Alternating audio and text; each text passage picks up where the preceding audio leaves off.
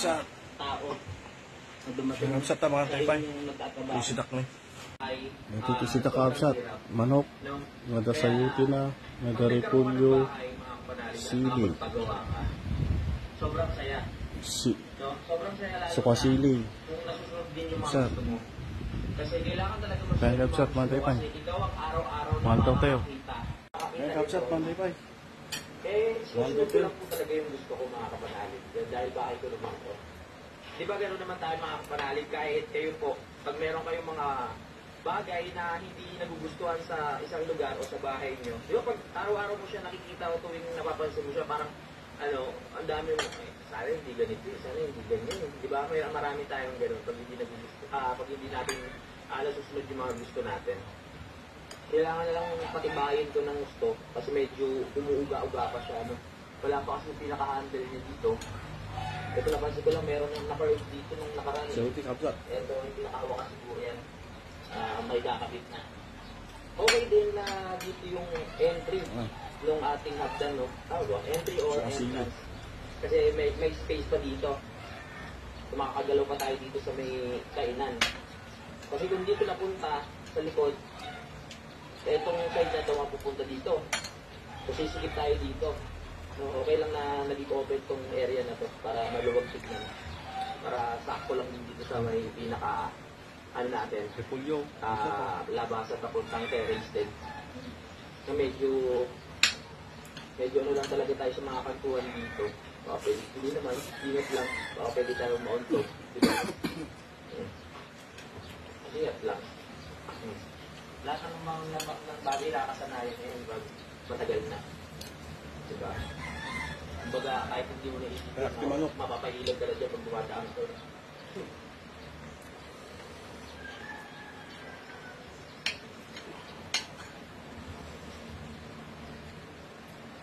Teka, ba't nabawasan yung pamoste ko ng pamoste ng kubo, hindi pa naman nag-uumpisa. Ano to, 5? Paging 3 na lang.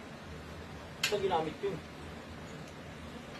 Tanong natin mamaya kay Kuya. Kapsat, sili, manok, So, sayuti. mas may kasama na si Kuya na yung tractor natin na ito ang gagawa.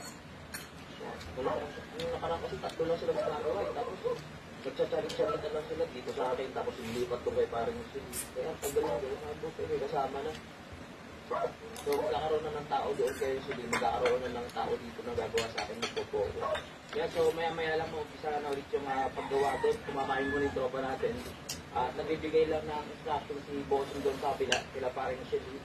Salamat naman dahil marami na sila. Hindi na tayo, kumbaga hindi na matitigil yung trabaho dito. Diretso na. At pakita ko lang ulit sa inyo mga kapanalig. Yung poste na inaasikaso naman ni Leog. Ayun na. Mamaya, uusita na lang yan. Alright. Naglalagay na rin siya ng layout para dito sa ating biga. Suka kapsat. Sa biga ba yan kaya? Taas.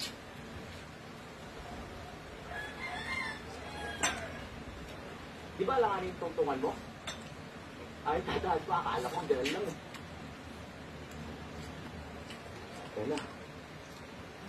Lapit na tayong pumunta doon sa kabila. Makukumpleto na rin yung ating palitada. Feeling ko mas babagay talaga ito sa mga plano kung gawin dito sa bahay mga kapanalig. Yung parang style na alas puro kakoy yung design. Tingin ko yung babagay talaga dito sa hagdan na ito. Tulad na nasabi ko, yung bahay ko ayoko maging yung parang social tignan, yung masyadong magarbo. Gusto ko yung mga pang old na style. Yung nasabi ko na naman po sa inyo yun. Na mga native, tama? Mga native style, gano'n. Isa-isayin po natin yun. Pag nagawa itong hagdan, alam niyo naman ako marami akong naiisip, may pagka, malikot ang utak natin, may pagka-artist, diba? Marami akong pwedeng ilagay dito sa mga gilid ng hagdan na yan. Abangan nyo na lang po yan. Isasama natin sa content para meron tayong vlog na maganda-ganda. Dito may mga pintura na rin silang dala. Ano kulay kaya ito? May natin. May mga tornilyo. Siguro mamaya mapipinturahan na rin. Marami na sila eh.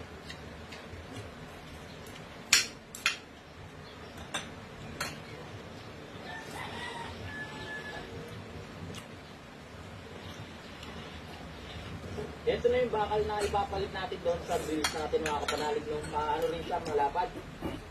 Sakong-sako lang to. Para doon sa atin. Ay, sa taas yan. Mas feel ko yun na bilog, yung bilog mga kapanalig. Mas gaganda pa nga. Pero bakit pwede rin patong na lang doon sa ano mo? Yung pinakabilog, mukhang maganda rin mo ipapatong doon sa una. Na sa unang na welding sa taas. Pwede rin na. Tingnan mo ha.